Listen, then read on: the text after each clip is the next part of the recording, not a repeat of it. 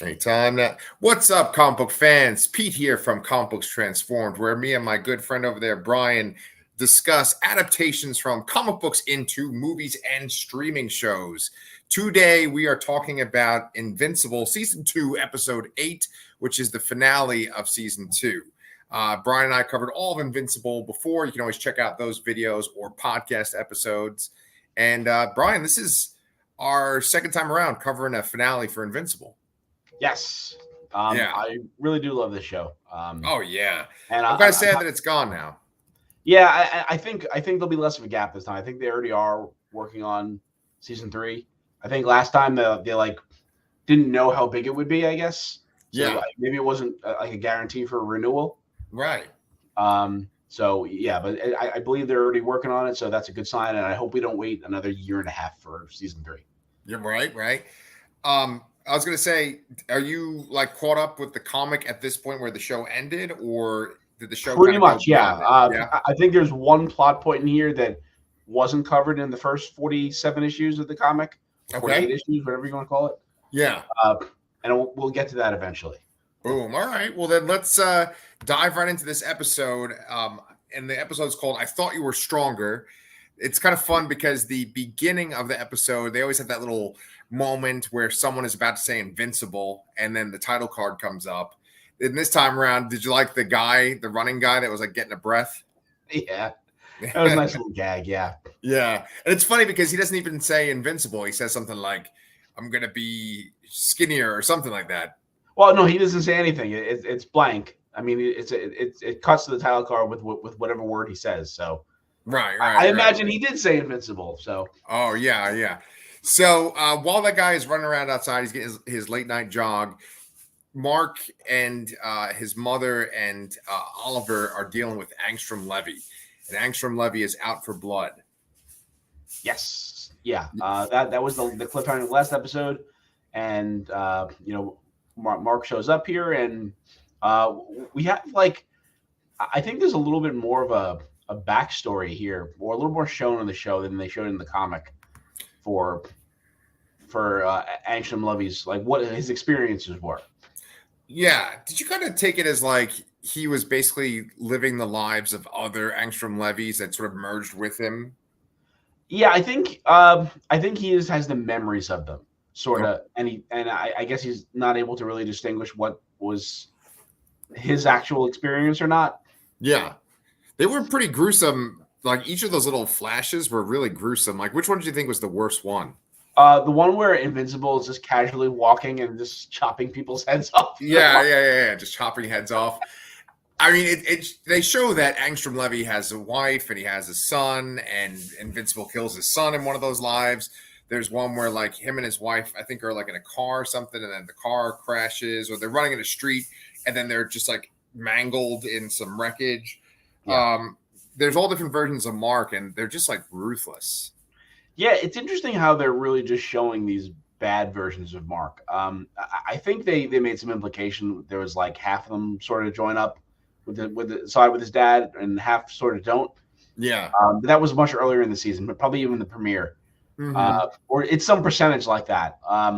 So it's interesting that they're really only showing those really horrific ones, and we haven't really seen any of the other good ones. Yeah. And Debbie, when she's being held hostage, like Mark basically is flying between these different portals that Angstrom Levy keeps throwing up, and he's going into these different realities. And then Debbie is there trying to get away or trying to like save Oliver. She makes this point that this is like the one reality where Mark is good and Angstrom Levy is bad. Yeah. And so like you said, they don't really show one where Mark is good too. But then Angstrom Levy reveals that she joins up with them sometimes in other realities. Yeah, that was interesting. It's also interesting too that, Invincible doesn't remember him. Mm-hmm. And then eventually when he does, it's like, oh, you're that guy.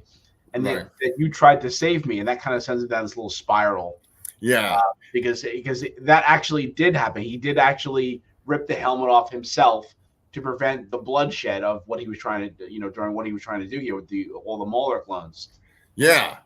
Yeah, he said he doesn't want to have his empire start in blood or something like that. Yeah. Sterling K. Brown gives this like crazy good performance in this, especially when he starts out. Like it's much more subtle. As the episode goes on, he becomes more and more frantic and worked up. But when he's just kind of threatening Mark and intimidating his mom, I just think he's great. I think that's kind of like his lane for acting. It's where he's like kind of subtle and quiet versus like screaming and shouting. Yeah, I agree. Yeah. And I mean, he takes it over the top. He just like totally breaks Debbie's arm at one point. Yeah, and this is a bit more graphic in the show again, just to kind of like one up in it a little bit. He definitely breaks Debbie's arm, but like definitely there's no exposed bone or anything like that in the comic. Yeah. And, you know, it shows you that, like, when they do adapt something from a comic into a show, it can be more graphic. And not just because we're seeing, like, the moving parts and stuff, but, like, the voice acting and the noises that people make when this happens. Yeah, no, yeah. It's obviously a very painful thing. And I still think Sandro was fantastic in this role. And I'm honestly beginning to think that Debbie might be one of the best superhero moms in comics. Hell yeah. Hell yeah. Yeah, but she's absolutely a great performance in this episode. She holds her own at one point with Angstrom Levy, too. Yeah, she hits him over the head with something. I don't remember what, but... Yeah. I really like when he goes and he takes, like, the pocket knife and he, like, throws it at her, but then Invincible goes to stop it, and that makes him go through another portal. Yeah, I did really like the how they visualized that better. Like his momentum and flying and trying to get where he is, he's just using it against him. I think that's a really clever way of... fighting a hero that is quote unquote, invincible. Right. And so, like, another thing he does is he sends Mark into different realities to kind of soften him up. And he's like in this one reality where like dinosaurs can talk, and it's all like the voice actors from the show too. Yeah. Like Jay Farrow's one of the dinosaurs, and then he ends up on The Walking Dead too. Oh, I wanted to comment. One of those dinosaurs sounded like a Starscream impression. Oh, totally did. You think I would pick up on that? I totally didn't even notice that. I was just like, because I told you this before, but like when I watch it on my computer, it tells me who's in the episode. So like when it said it was Jay Farrow, I was like, oh, which one's Jay Farrow? But they were like so smart for dinosaurs. They're like, there hasn't been a pterodon this long, or whatever they call them, a mammal. Yeah. In the comic, Mark ends up with like Spider-Man, right? And like he's on the literal Walking Dead. Yeah, so I wasn't 100% sure it was exactly Walking Dead. Here in the show they're saying the zombies don't actually talk in Walking Dead. Right. So, but again, we know that there are rights issues for these various things here. Like they couldn't use Science Dog, they had to create Seance Dog. So even though Robert Kirkman owns The Walking Dead, probably couldn't actually use The Walking Dead. So it's just like an homage sort of thing. Yeah. Same thing with the other two cameo things there. So you mentioned Spider-Man. So this is a cool little sequence here that we see here. It's like a knockoff Spider-Man, Dr. Octopus or Professor Ock. Right. I don't think they named the Spider character, but the cool thing about it is one, there was a Marvel team up crossover issue that actually had this little scuffle in it. Yeah. And the person who voices the Spider character here, again, I don't remember the name, is Josh Keaton, who was Spectacular Spider-Man. Oh, very cool. Very cool. Oh, wait. Was he Spectacular, or was he that old MTV one? No, I think the MTV one was Neil Patrick Harris. Maybe you're right. Yeah.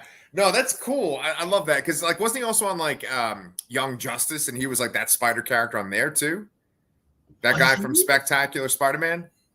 Oh, I'm gonna look. I gotta look it up now. He's gonna look it up, but you know what, ladies and gentlemen, I will give a little promotion there too because we did actually cover all of the last season of Young Justice too. If you like that show, go check that out. And we knew that one of the Spider-Men played this like spider guy that was on that show, and he was real funny too, like Spider-Man, but he was bad. Okay. It was definitely Spectacular Spider-Man, so that's good. He also did a little reprisal in Across the Spider-Verse as well. Oh, that's cool. That's cool. Now, how do I find? Black Spider. You're right. Yeah, well, but you know what? I can't take credit. You're the one that told me that when we did the episode. Well, good memory because I forgot it. Yes. And then what else is cool? Here's a little transition. Talk about Young Justice. Batman shows up on the show. Yes. Too. And the dialogue here is like word for word from the comic. Right. And all we really see is a cape. Little cape flapping. I guess they can kind of get away with that because it's not, directly. I mean, we know it's Batman, but it's not directly Batman. Right. Yeah. So, like, the way that this whole sequence in Angstrom Levy ends is that he is like punching Mark through realities. He's all amped up and souped up because he's had his body reconfigured. He's beating up Mark, and it's very similar to like when Doctor Strange falls through the multiverse in Multiverse of Madness. Did you think that too, or no? Yeah, I got a vibe there for that. Yes. Yeah, and then, but it's so funny because like with multiverses, I feel like when they're done by certain companies or certain shared universes, people sort of groan and like, oh, here we go again. But I thought here it was like fresh and like it was used in a very tense way, like where it's like, oh shit, he's away from his mom again, I think it also depends how you use it. I think when it's a little, when it's sort of inconsequential, I guess, to the story. Yeah. I don't think it's as people mind as much lately as when it does matter. Because it is definitely a very popular storytelling tool lately. Yeah. Everyone wants to have that connected universe, and then everything has to be a multiverse involved as well, because sometimes that's the only way you can explain how things are so different. Right. Yeah, I mean, and actually I was thinking about that sequence where they're fighting too, like, in Spider-Man Across the Multiverse, like for some reason it works there too. I think it's really because you have these sort of like overarching multiverse stories, kind of like what you were talking about, where it's like the thing or like the big thing. But then when it's like taken on an emotional level, because in Across the Multiverse, it's a big scale thing and it's what it's all about, but then it's also like personal because like the Spot is fighting him because of like he's connected to his origin and stuff, Yeah, and then they tied it in, the origin of him being from the wrong, despite his spider being from a different universe and all that ties in very well with that story. Yeah. So I think again, like it's selective of what induces a groan and what doesn't. Like when you do something really well done, has something really well done and very like a personal story like that, I think people will kind of overlook it. But when it's just like some random thing and they just start throwing alternate realities in there for no reason, then people start to groan. Yeah, and I mean, the reason why they throw in alternate realities in like modern movies and comic book adaptations is because they could be like, oh, remember this other movie? Here's this person from this other movie. Yeah. That's like the main function of it. Yeah. Yeah. But eventually, Invincible is able to get Angstrom Levy into this desolate wasteland, and he's beating him up. He just like goes off on him and just beats him to a pulp. So you saw that in the comic? Yeah, and I was actually surprised, like the way the show, because I read those issues midway through this season. Yeah. So I was so surprised that when I read it in the comic that it just ended so quickly, because I feel like they were building it up a lot more in the show here. Yeah. And I think they did a really good job with it, but still, it's still a very shocking end to have him literally beat this villain to a pulp where they can't even show it really. Yeah. This show wouldn't show it. Like that's, the show, they showed an exposed bone on his mom here, all the horrific stuff we saw it duplicate a couple episodes ago, they wouldn't show that. So it must have been really bad, essentially.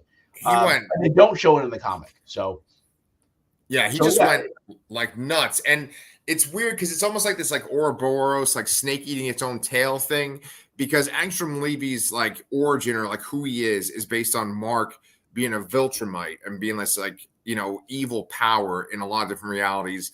But Mark is good here.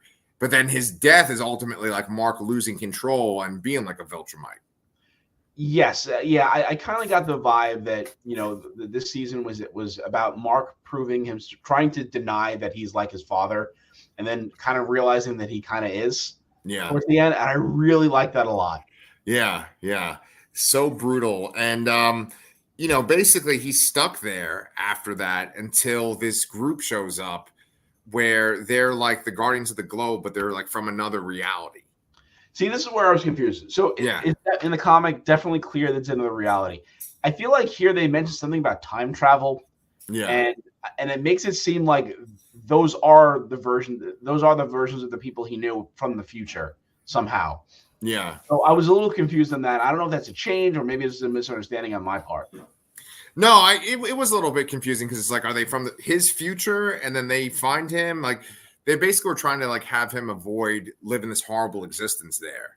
Yeah, it sounds like that what actually happens is he does get stuck there forever, and something bad happens. Something changes him because of it. Yeah. So, and maybe that's ends up being one of those realities where he is, bad, quote unquote. Yeah, and then he ends up.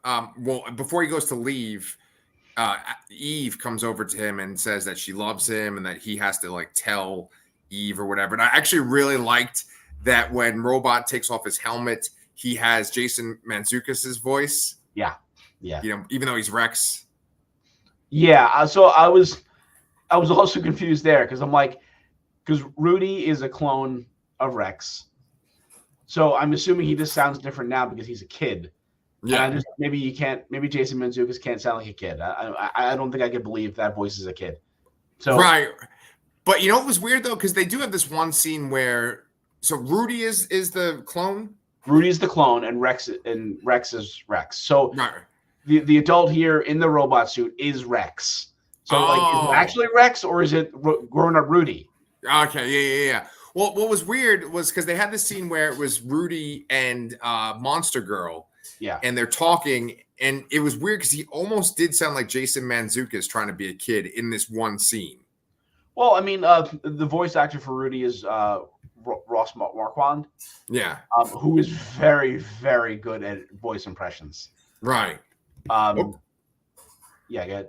No. I was gonna say, like, he somehow like bridged the gap between the two characters. Yeah. I think that's him doing an excellent job of imitating that voice. What he thinks that voice would sound like as a youth. Yeah, absolutely. So that whole sequence is pretty much done once Mark returns to reality. Then we see all these like side plots going on, and we see that Alan's plan worked. Yes, Alan's plan was to get captured by the Viltrumites, particularly Anissa, and with the hopes of finding Omni-Man, because he's going to be killed there. He thinks he can convert him to the Coalition side because he's kind of, because he's marked for execution. So maybe he'd want to, even if he wasn't really on their side, and maybe just an enemy of my enemy kind of thing. Yeah. Is that in the comics at the part that you're up to? Yep. Okay, good. Pretty much exactly how it happens. Nice. Have you got the new omnibuses yet? No, I haven't bought it yet. I haven't pulled the trigger yet. It is $40 a pop. I was gonna say, you have to buy food for like your son and stuff, right? Yeah. So then I knew that duplicate was alive too. Yeah, I kind of figured that was going to happen eventually. I mean, it makes sense. That happens in the comic as well. Yeah. It was the issue later after our last recording. So nice. That happens pretty much panel for panel. We get a little bit more into it because she's trying to stop her brother from doing something, who also has duplication powers.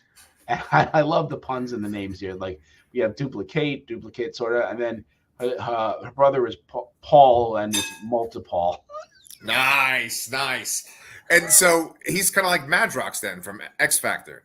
Yes, but he's more like a criminal, and Kate's more like a hero. So gotcha.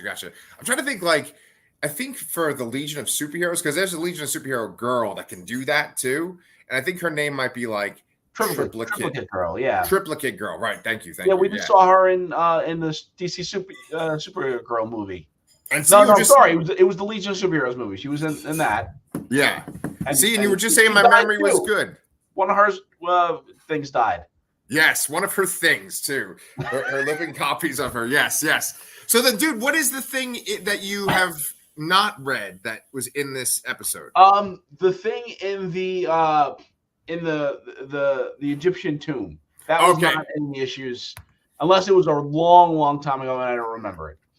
I have no memory of that from the comic at all. I'm like, what the hell is this? Yeah, it's so weird. It's like this thing that it kind of reminds you of the Mummy.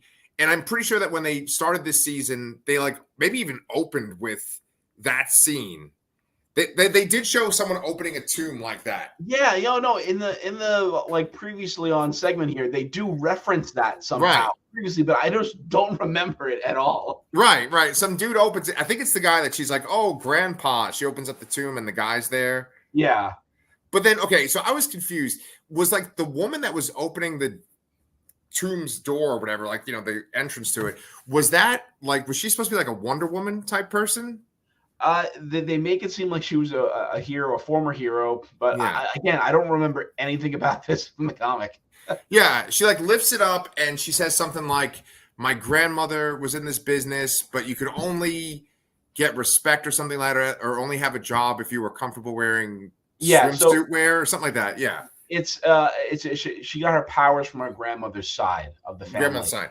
And then, she didn't really stick with hero work because you had to be comfortable wearing a swimsuit 24/7. Yeah. I was thinking that maybe she was like the granddaughter of like that Wonder Woman cipher that they have on the original Guardians of the Globe. Maybe that could be something interesting. Yeah. Yeah. I was just watching this like 5 minutes ago, and when it stopped, I was still doing the notes for the show. When you stop Invincible, it goes automatically to the Adam Eve special. Yeah. And the Adam Eve special starts off with the Lizard League attacking the base and then the Guardians of the Globe fighting them. Yeah. And it's kind of interesting because it's like, oh, wow, like there's a lot more to this world than I remember. And then like they show like the guy that shot Rex in the head. And she called the leader of the Lizard League was a woman. She called him Prince Lizard. So that's probably what his name was. Remember, we couldn't remember his name last time? Yeah, but I think he grew up and his name was different. Like, now he's King Lizard. I think he was King Lizard. Okay. So King Lizard and his mom is like in charge. And then they kind of have like the same henchmen. But then the Guardians of the Globe people come in and like Black Samson's there on the team. Yeah. Yeah. And it looks like he has some kind of like relationship with one of the Lizard League ladies. Maybe, yeah. Yeah. But they show that like Wonder Woman cipher, whatever you call it, where it's like, oh, this is the equivalent of Wonder Woman. This is the equivalent of Superman. Yeah. And they showed her. That word sounds about right. Cipher. Yeah. I'll have to look up that term later. But it was just kind of cool to see that and be like, oh yeah, I remember watching this special and really liking it and kind of missing this world. Yeah. And that was interesting too. I mean, in regular Invincible book, there's like one little like half an issue sort of at the end of one of them where they give some like 2-page backstories on a whole bunch of these Guardians characters like Duplicate, Eve, and Rexplode and all those. But they really fleshed that out, and I know there's like a companion Invincible Universe comic. Yes. And I wonder how much of that was covered in that. Yeah. And Oh, God. You're reading that alongside these compendiums. Oh, Jesus Christ. Well, with the Invincible Universe, like there's even like kind of weird tie-in stuff that like I'm not exactly sure how it connects. Like there's another team called Capes, or like another book called Capes, and like each letter means something. It's like a anagram or whatever the fuck you call it. Yeah. And then there's Capes, and then there's another hero, and his name is Brit, and he's kind of like Captain America, but he's like British. Okay. So these are all like kind of, they all exist in the Invincible world, but they were sort of like outside of the book. And Robert Kirkman, I mean, this is probably interesting to maybe only me, but like Robert Kirkman had another book called like The Savage Wolfman or like The Incredible Wolfman. Do you know what I'm talking about? I don't think I know that one, no. Yeah, it kind of came out like in the middle of Invincible, like after The Walking Dead and stuff. And it was like with a guy that could turn into like a giant white werewolf. And like he was in the same world as Invincible too. Okay. So it's this big shared universe of like, there's Brit, there's Capes, there's Savage Wolfman or whatever the fuck you call them. Yeah, I think I remember the Capes stuff. I don't even remember if it was from this season or the comic. Yeah. But I remember them being involved with like maybe that whole little gang subplot with that Tombstone kind of guy. Yeah, right. Yeah, I mean, it's just like fleshed out world. And usually when there's like a big event, you see these other characters show up too. Yeah. But just bringing it back to the show ends on a very emotional note. You have this really great sequence where like Mark is just like flying towards the screen and like screaming and like breaking the sound barrier. And then he has this moment where he comes down, he talks to his mom, he says he's gonna quit college, and then he talks to Eve, and that's sort of the way the whole episode ends. Yeah. I really like the whole idea of the quitting college. I mean, I'm kind of torn on it in a way because I think I guess it sort of sends a bad message to people that drop out of college, sort of. You're right. But it's like, oh, I can do more important things. I don't need to go to school. Right. I think that's a bad message ultimately, but I think it's an interesting idea for a superhero. And I also found it very interesting that like his mom wasn't that opposed to it. I don't know. I found that to be a very supportive kind of thing there, that she didn't completely like tear him down for it. And right. Because he's sitting there saying like, what should I do? Become a dentist or like do coding or something like that. It's like, it's just basically you're just filling in time, while you're really going to be saving the world every day. It's funny that while I'm watching the show, and we're also going to talk about X-Men 97 in a little while, I'm also rewatching the original X-Men animated series is kind of in the background a lot of the time. Right. And it's got the episode with Iceman. And there's a point where like they explain why Iceman isn't on the team anymore. And it's like he quit the team and he became an accountant. Oh, of course. Yes. I remember in the comics he was an accountant. Yeah, it's just funny. Yeah. Iceman, Iceman's such a weird character because he's like on the main team to begin with, but he's never been like as big as the rest of them. Even though he's one of the few Omega level mutants too. Right. And that's like a big thing. Like in the past, like 10 years, it's become, he's actually been gay this whole time. And then now it's like, he's an Omega level, wow. Omega level mutant, like you just said. Yeah. But he's never been as big as like even Angel is bigger than him. Oh yeah, because he's got the whole Archangel transformation thing going for him. Yeah, an Apocalypse. Yeah. This is a random X-Men little thing. I guess we're dying to talk about X-Men 97 over here. Before we get over there, though, let's recap. If you looked at season 1, you looked at season 2. Do you feel like there is a big difference in quality? Do you prefer one more than the other? I think both are excellent. I do think that the finale with the confrontation between Omni-Man and Invincible, I think that's gonna be really tough to top. Yes. So I don't want to say this finale or season was bad, but I don't think you can ever. I mean, I don't know what happens going on. Maybe there's some other big major thing that can top that. The way I feel about the ending of that first season, for me, I don't think it can be topped. Right. Yeah. I understand. And I think that probably you'll get like videos where like someone's trying to get a reaction and they'll be like, this ending was like so emotional. It was all about feelings and the mom, like we want to see people getting killed. And I mean, someone dies, but like not enough, And the funny thing is that the first ending for me was about the feelings and the emotional stuff and not the violence aspect of it. Right. The part of it, but like, just that the most unforgettable line in the entire thing for me is, like Nolan says, what will you have in 500 years? And he says, you'll have me. Like that is like the best fucking thing. Yes, it sure is. This show kind of transcends comic books and animated adaptations of comic books. It's something else. I mean, they show that sequence at the end of this one when Mark is sort of flipping out. They show Nolan kind of giving that speech to him, and then I don't even know what the hell song they're playing, but like there's that one shot where he's like up in the sky and he's looking down at his girlfriend and she like turns and he's not there. I mean, it's just so good, so well done. Yeah. And again, I think this is kind of Mark dealing with realizing that he sort of is more like his father than he wanted to believe. Yeah. Well, one little fun thing before we kind of wrap this up. Do you know like the thing about the trades, like the titles of the trades for Invincible? Do they say it in that omnibus that you have? Oh no.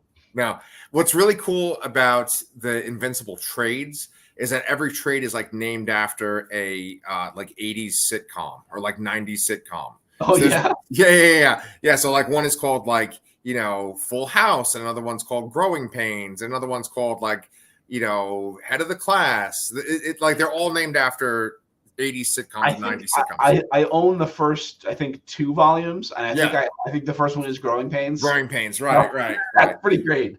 Yeah. It's so funny because like all of them are like that, and then you get to this one event, and it's like not that at all. And I'm not gonna say what it is, but you were saying just a couple minutes ago, oh, I wonder if there's something big that's gonna top all this, and it's like that thing is the thing, you know? Okay. How vague is that? That's a great vague note to end the show on. That thing is the thing. Yeah. Well, we have to just talk about the little stinger at the end there too. When you have Alan actually talking to Nolan, and this is how the comic sort of ends too, is that he's talking about he feels remorse now and all this other stuff, and then the ending line is, "I think I miss my wife." I miss my wife. Yeah. Yes. So I think. I keep saying that Mark is realizing he's more like his dad than he thinks, and I think his dad is realizing he's more like Mark than he thinks. Exactly. So I really like that kind of opposite position there. Absolutely, yeah. Because even Nolan says, "I'm not even a Viltrumite anymore," and he says how he has like remorse for people that are hurt or like injuring others or whatever or killing others. So yeah, he's come a long way. They've kind of flipped, like you said. Yeah. Great fucking show. I can't wait till it comes out again. How long do we have until The Boys comes out? Oh man, I don't remember when the boy. I hope it's this summer. Yeah. At least. Like I hope it's not too long. Okay. Because Amazon, I think that is the streaming service that has the best comic book adaptations right now. Yeah, I mean it's only got the 3 things really for comic books. Well, I mean 3 active things. But, well, what's the 4th? Because you're talking about Gen V, Boys, and Invincible, right? Paper Girls ended. And that Paper Girls, yeah. We covered that too, comic book fans. We've covered a lot of shit, Brian. I think we're up to like episode like 217 or something of our show. Jesus Christ, Jesus Christ! And now we're gonna go record episode 218. I'm probably way off with my numbers, but anyway, we're gonna go talk about X-Men '97. If you guys like this video, go check that one out, which will probably premiere the very next day. If you've not subscribed to our channel already, please do. And me and Brian will see